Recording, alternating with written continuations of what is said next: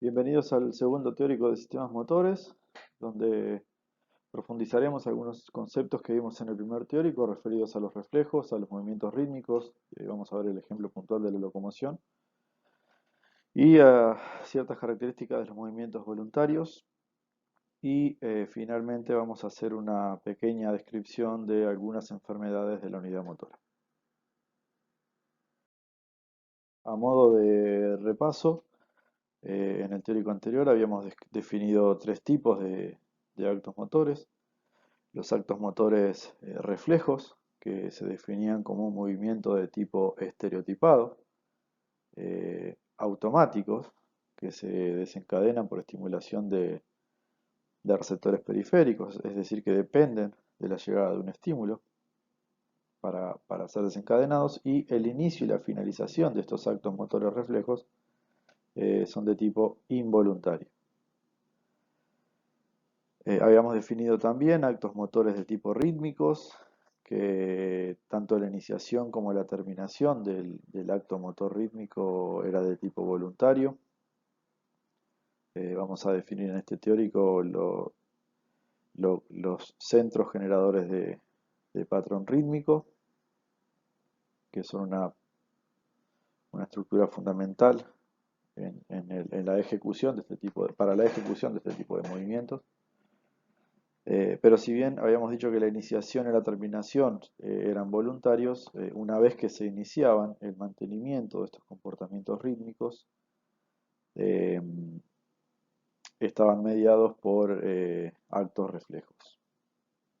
Y por último, habíamos definido también a los actos motores voluntarios, que son los que presentan un mayor grado de complejidad, que se realizan para cumplir una finalidad y que, como habíamos dicho, mejoran, no son estereotipados, es decir, que frente al mismo estímulo podemos responder de diferentes maneras, y son actos motores que tienen la particularidad de que mejoran las respuestas voluntarias, mejoran con la práctica. Entonces vamos a comenzar a ver los actos reflejos.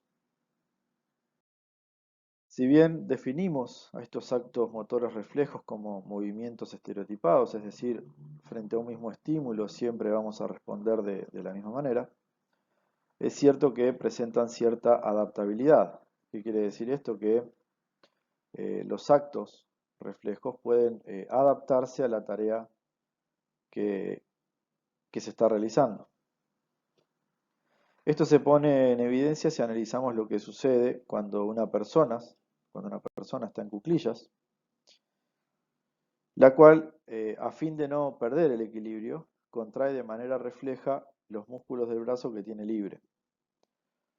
Esta persona, frente a una perturbación, también contraerá los músculos extensores del codo de la otra extremidad, siempre y cuando ésta esté sujetándose de una superficie firme, gracias a la cual entonces la contracción de ese músculo eh, tendrá la finalidad de que la persona no pierda el equilibrio.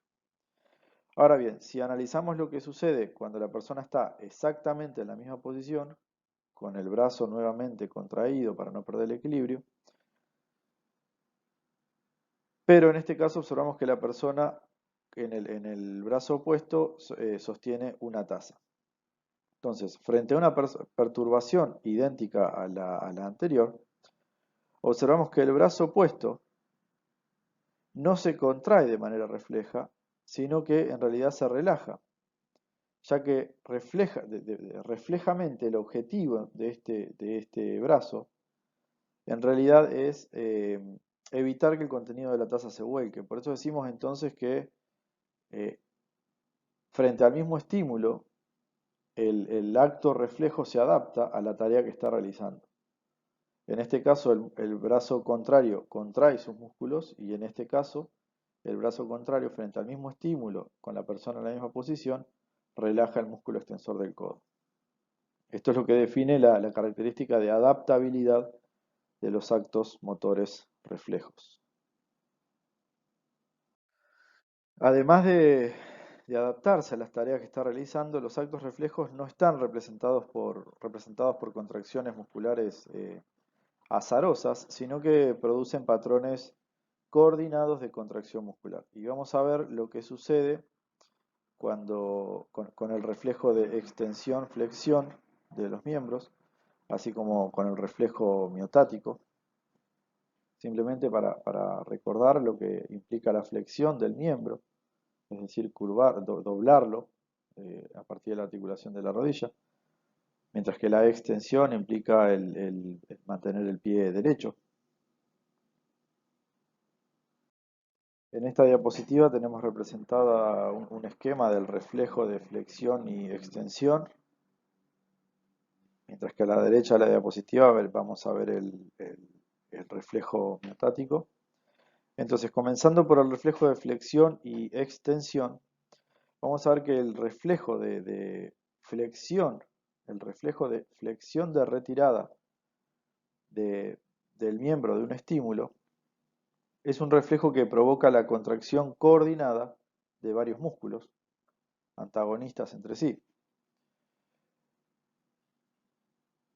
A partir de un estímulo sensitivo que llega por una aferente sensorial primaria hasta la médula espinal, vemos que esa neurona sensitiva, a través de vías polisinápticas, es decir, que implican la participación de interneuronas entre la aferencia sensitiva y la eferencia motora, a través de una vía polisináptica, entonces, las señales sensitivas divergen a interneuronas excitatorias que estimulan a las neuronas motoras de los músculos responsables de flexionar la pierna, representadas aquí en rojo. La neurona sensitiva activa interneuronas excitatorias que estimulan motoneuronas que dan lugar a la contracción del músculo flexor y al mismo tiempo, a través de la activación por esa misma señal sensitiva de interneuronas inhibitorias, se produce la inhibición de motoneuronas que activan el músculo antagonista del flexor, es decir, se produce entonces la relajación del músculo extensor y como consecuencia de eso se dobla la pierna para alejarla del estímulo. Esta característica se denomina entonces inervación recíproca, ya que la misma vía sensorial activa a los músculos responsables de mover el miembro e inhibe a los músculos antagonistas. En este mismo reflejo vemos que la flexión de una extremidad, por el mecanismo descrito, produce además, a partir del mismo estímulo, el efecto contrario en la extremidad opuesta. Es decir, que a partir de esta misma información sensorial, hay, hay un cruce de información de un lado al otro de la médula, y también a partir de la actividad de interneuronas, es decir, a través de vías polisinápticas, interneuronas excitatorias e inhibitorias, se produce el patrón de contracción opuesta en el miembro contrario al que se flexionó, es decir, que a partir de la información sensitiva se produce la activación de interneuronas excitatorias que activan a motoneuronas responsables no ahora de relajar el músculo extensor, sino de contraerlo, y se produce la activación de interneuronas inhibitorias que por lo tanto van a inhibir motoneuronas responsables de contraer el músculo flexor. O sea que el patrón de contracción en ambos miembros es opuesto. Y esto se realiza justamente a fin de contrarrestar la carga que se genera sobre este miembro por la flexión de este otro. Eh, este proceso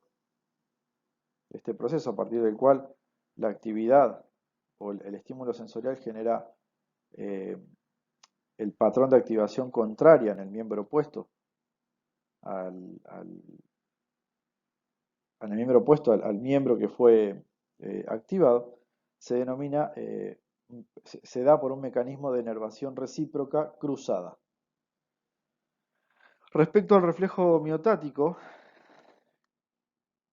que se define como una contracción que se produce cuando el músculo se estira, eh, lo que sucede es que el estímulo de ese estiramiento del músculo es sensado por un órgano que en este caso es el uso neuromuscular, a partir del cual se generan aferencias sensoriales que alcanzan la médula, donde en este caso la aferencia sensitiva hace sinapsis directamente con las eferencias motoras, es decir, que esto es una vía monosináptica.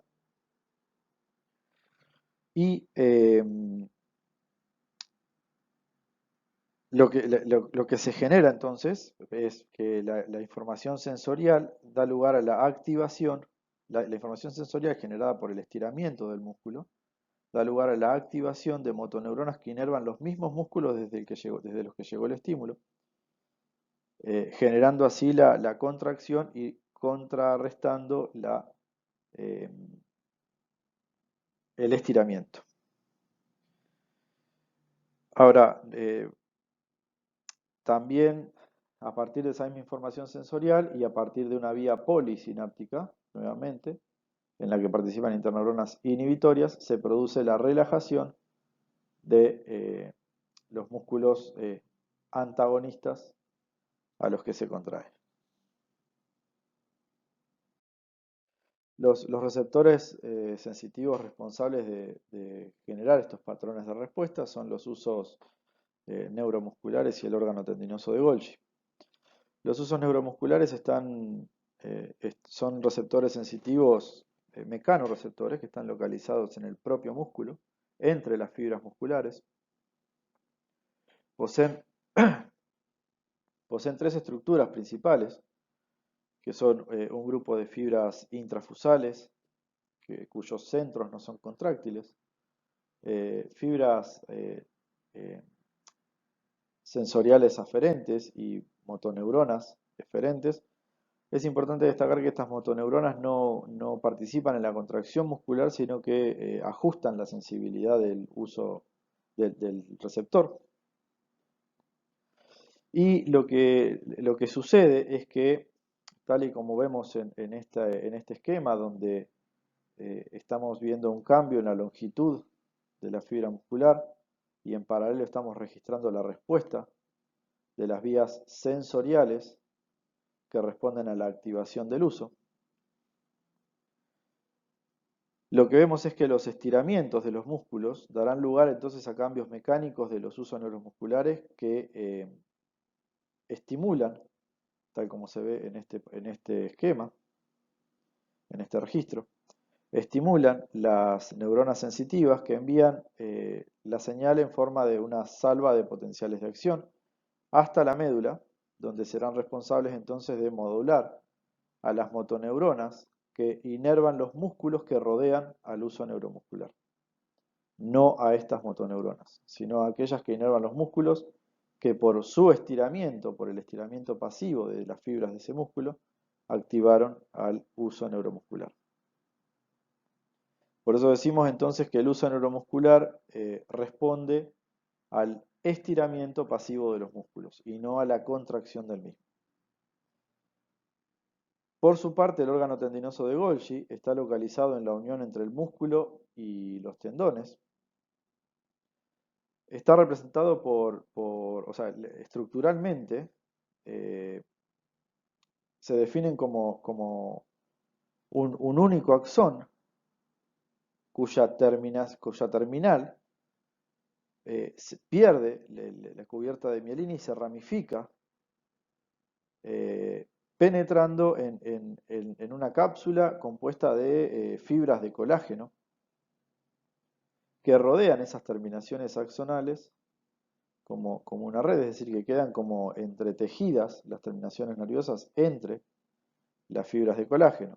Así entonces, la contracción del músculo que genera el acortamiento, la contracción de las fibras musculares como consecuencia de la cual se produce el acortamiento del músculo, tira de esas fibras de colágeno y activa al órgano tendinoso de Golgi.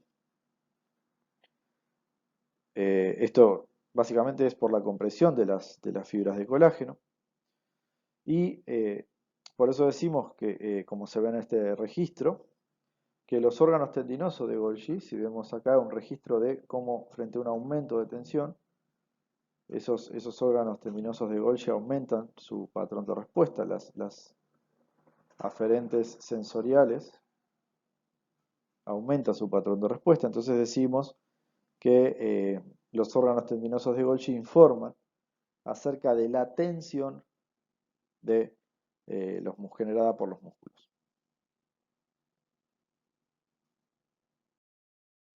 Bien, como ejemplo de movimientos rítmicos vamos a ver la locomoción, que como ya dijimos comienza y finaliza de manera voluntaria, pero una vez que se inicia su mantenimiento implica actividad refleja medular. Es decir que el ritmo es mantenido por actividad de la médula espinal. Y es por eso que decimos entonces que es la médula espinal la que representa los centros generadores de patrón, que se definen como un conjunto de neuronas y circuitos capaces de generar una actividad rítmica en ausencia, modulando actividad de motoneuronas, en ausencia de entradas sensoriales, de entradas externas sensoriales. Sin embargo, si bien una vez que se generan los movimientos rítmicos son mantenidos por actos motores reflejos, por estos centros generadores de patrón, existen también vías descendentes que son responsables de iniciar el movimiento y de generar cambios en respuesta a estímulos externos. Las regiones implicadas en el control entonces de la marcha refleja están representadas por las cortezas motoras, por el tronco encefálico y por el cerebelo. A nivel del mesencéfalo hay una región especializada también que se denomina región locomotriz mesencefálica, que es la responsable no solo de iniciar la marcha, sino también de modificar la intensidad de esta. Y esto se pone en evidencia si vemos lo que tenemos representado en esta imagen abajo de la diapositiva, donde vemos en el trazo inferior un registro de estímulos de intensidad creciente, la amplitud de estímulos de intensidad creciente aplicados a nivel de la región locomotriz. Y en los trazos inferiores vemos la respuesta en la marcha a esos estímulos de intensidad creciente. Si observamos en detalle, es evidente que la estimulación eléctrica débil genera una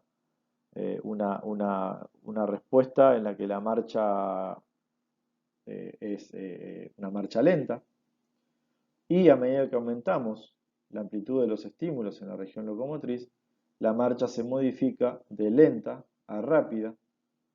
Al aumentar la amplitud nuevamente, la marcha se convierte en un trote y finalmente termina en un galope. Entonces, lo que estamos diciendo claramente es que esta región mesencefálica no solo entonces determina el inicio de la marcha, sino también la intensidad de esta.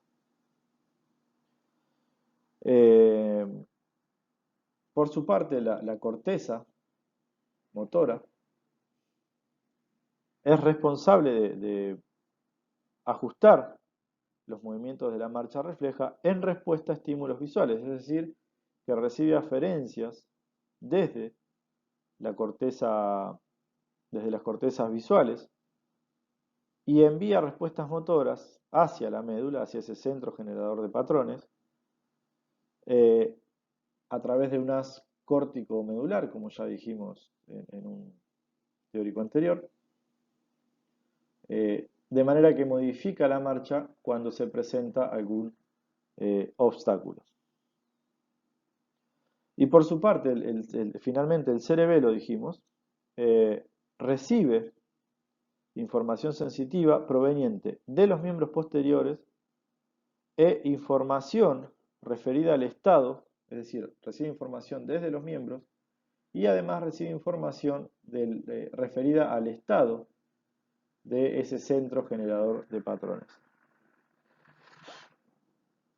De esta manera compara entonces el estado real de la extremidad a partir de la información proveniente del miembro con la intención, con la información aportada por esa red medular, con la intención del movimiento. Y a partir de esa información corrige entonces la respuesta motora y envía su eferencia motora al tronco encefálico, desde donde se genera una respuesta final que alcanza nuevamente la médula como ya se describió en un teórico anterior, a través de los cordones mediales o laterales. Es decir, que el cerebelo en realidad participa de la marcha ajustando los movimientos cuando por algún motivo estos se alejan del patrón de actividad, del patrón de marcha normal. En relación a los movimientos voluntarios, que a diferencia de los movimientos reflejos, dijimos que se caracterizan porque tienen una respuesta variable frente al mismo estímulo y se desencadenan de acuerdo con el fin de cumplir una tarea específica, es decir, que están dotados de finalidad y además son actos motores que mejoran y se vuelven más eficientes con la experiencia del aprendizaje.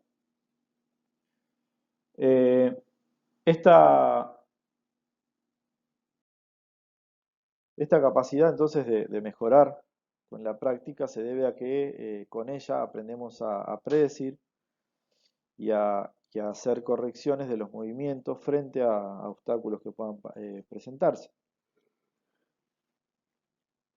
Decimos entonces que los actos voluntarios mejoran con la experiencia de dos maneras. En primer lugar, el sistema nervioso utiliza información adquirida con la experiencia y a partir de ella da lugar al movimiento de un miembro. Esto es lo que se define como el control anticipador.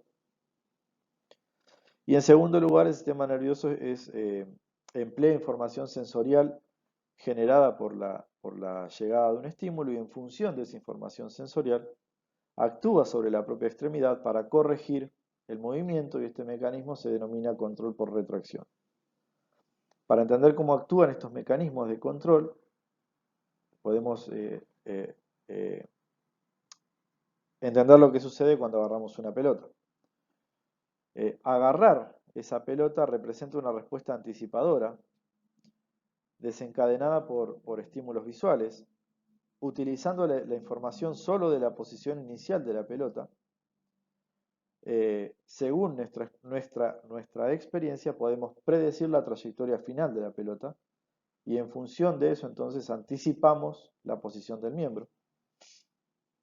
En conjunto con eso y a partir entonces de ese control anticipador, es que cuando la pelota llega a la mano, se activan mecanismos de control por retroacción a partir de los cuales, por información sensorial proveniente de la pelota, vamos a ajustar la contracción de los músculos de la mano y el brazo a fin de ajustar entonces la posición del miembro. La ejecución de los movimientos voluntarios entonces es llevada a cabo, como vimos en el teórico anterior, por las cortezas motoras que se subdividen en una corteza motora primaria representada en rojo en este esquema y unas cortezas premotoras, las cuales se pueden subdividir en un área premotora y en un área motora suplementaria, el área premotora y el área motora suplementaria. La corteza motora primaria, representada en rojo, recibe aferencias somatosensitivas desde la corteza motora sensorial sensitiva primaria, somatosensitiva primaria. También recibe aferencias desde las áreas parietales posteriores 5 y 7 de Brodmann, que como habíamos visto en el teórico de sistemas somatosensoriales, codifican información proveniente de muchas modalidades, son áreas de procesamiento multimodal de estímulos sensoriales. También sobre estas cortezas motoras primarias se proyectan las eferencias desde las áreas premotoras y la motora suplementaria. Y decimos entonces que estas áreas corticales son responsables de codificar, de transformar los estímulos sensoriales en una orden motora. Como vimos también entonces en el teórico anterior, la información desde estas áreas corticales desciende hacia la médula espinal a través de haciendo contacto directamente con o alcanzando directamente la médula, y una vez allí haciendo contacto directo con las motoneuronas medulares, o haciendo contacto indirecto con ellas a través de una interneurona. Y esos haces también modulan la actividad de vías descendentes que se encuentran a nivel del tronco encefálico, desde donde se proyectan las vías descendentes mediales y laterales del tronco encefálico, como ya vimos también en el teórico anterior.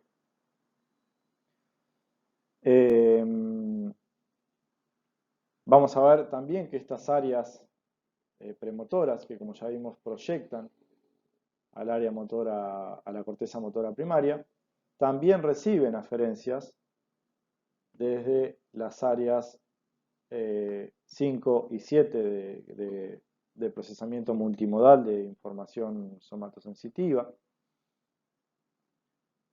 Como ya dijimos, estas entonces proyectan a la corteza motora primaria. Y es importante destacar que tanto las cortezas motora primaria como tanto la corteza motora primaria como las premotoras reciben aferencias provenientes del cerebelo, proveniente del cerebelo y de los ganglios basales, aferencias que no llegan directamente, es decir, eferencias cerebelosas y eferencias de los ganglios basales que no llegan directamente a esas cortezas, sino que primero alcanzan el tálamo y desde el tálamo alcanzan finalmente las cortezas motoras y premotoras.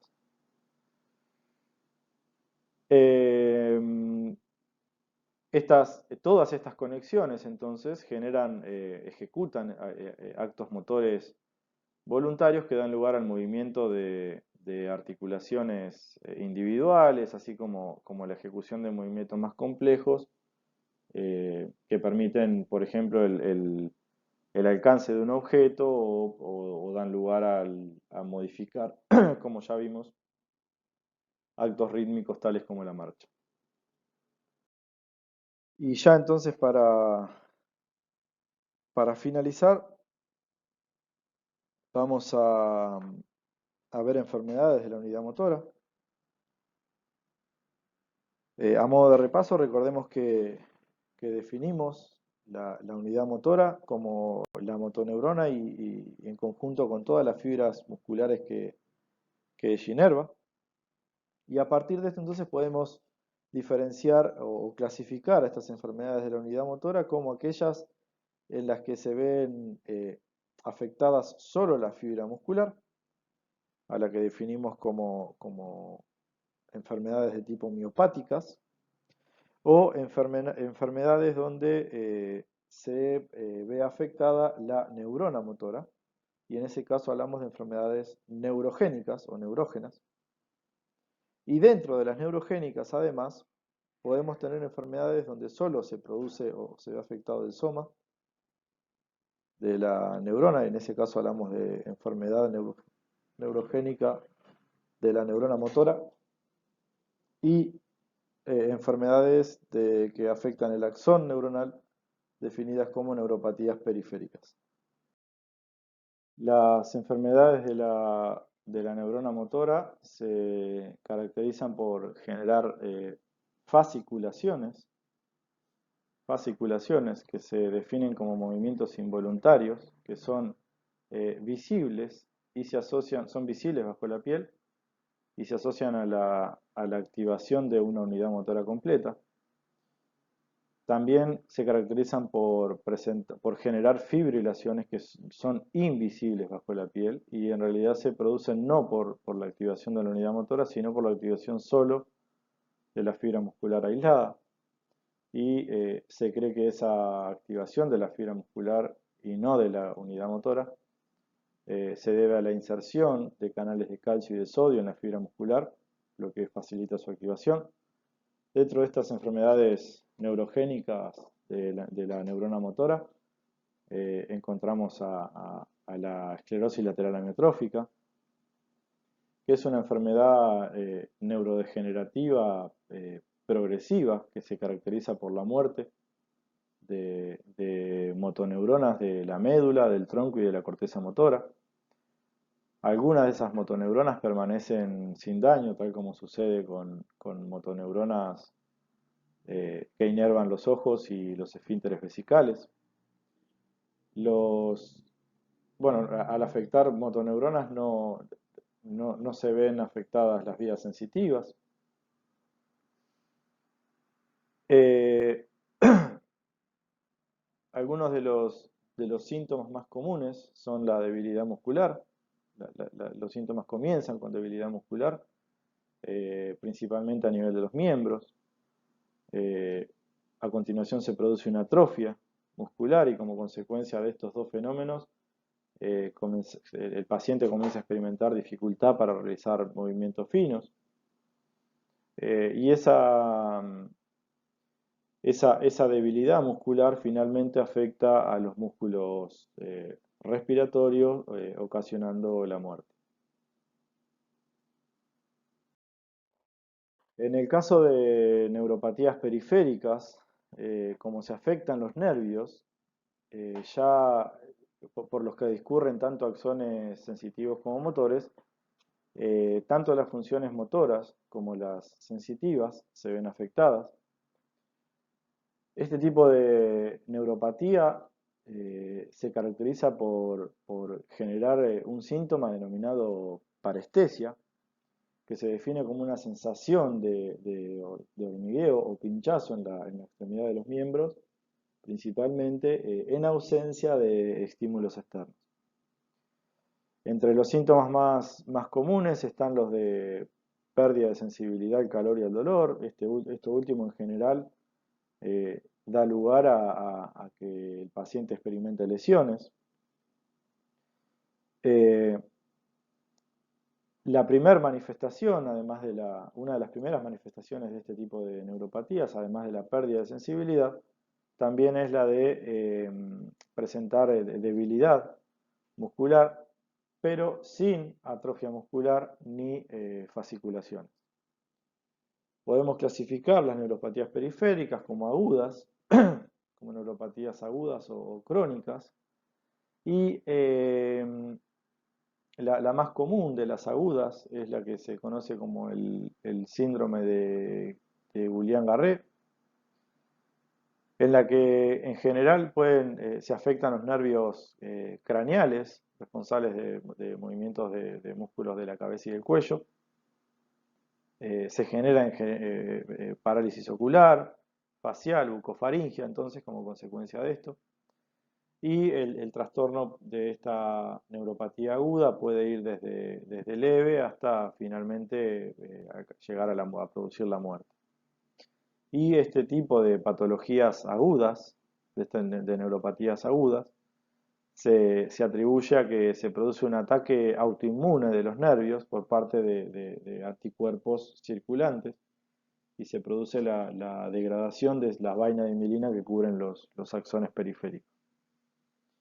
En cuanto a neuropatías crónicas, podemos encontrar, son muy variables, pudiendo encontrar entre ellas la porfiria intermitente, neuropatías por vitamina M12, carcinomas, etc.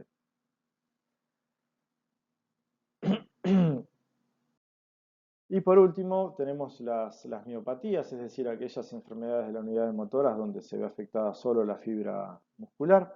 Y podemos clasificarlas en miopatías hereditarias o miopatías adquiridas. Dentro de las hereditarias, una de las más comunes es la distrofia muscular miotónica, que es una patología perdón, no es una patología, es una miopatía de evolución lenta y progresiva que generalmente se pone de manifiesto en la adultez y se caracteriza por generar miotonía. ¿Qué es la miotonía? Es la incapacidad de relajar los músculos, es decir, frente a la contracción voluntaria de un músculo, se produce una relajación tardía del mismo, y esta es independiente de la inervación nerviosa, y el retraso es producido por la activación repetida de potenciales musculares, como ya dijimos, sin la participación entonces de la fibra nerviosa. Otro de los síntomas también es como consecuencia entonces de esta degeneración de la fibra muscular, se produce atrofia muscular distal, principalmente en pies y manos, afecta al corazón, produciendo un aumento de tamaño, un aumento de tamaño de las fibras cardíacas, también se ve afectada la frecuencia cardíaca, y además también se producen problemas en el sistema gastrointestinal, ya que se presentan problemas en el control de la musculatura lisa, eh, tales como el estreñimiento, ya que el músculo liso del intestino no puede movilizar el alimento, problemas para tragar y para que el alimento, para que se produzcan los movimientos peristálticos del esófago que empujan el alimento hacia el estómago, etc. Y dentro de las miopatías adquiridas, una de las más representativas es la dermatomiosis, que se caracteriza por generar exantemas, que son erupciones en la piel, que afectan principalmente la cara, el tórax y articulaciones tales como los dedos. También genera miotonía, pero no de los músculos distales, sino de los músculos proximales, los que están más cercanos al tronco. Y ambos síntomas, la miotonía y los exantemas en esta miopatía adquirida, suelen aparecer de manera simultánea. Y también este tipo de patología puede ser desde leve hasta producir la muerte. Bueno, con esto finalizamos entonces las dos clases de sistemas motores. La bibliografía utilizada fue Principios de Neurociencia de Kant, del cuarta edición, y Fisiología Médica de Boron, de la tercera edición.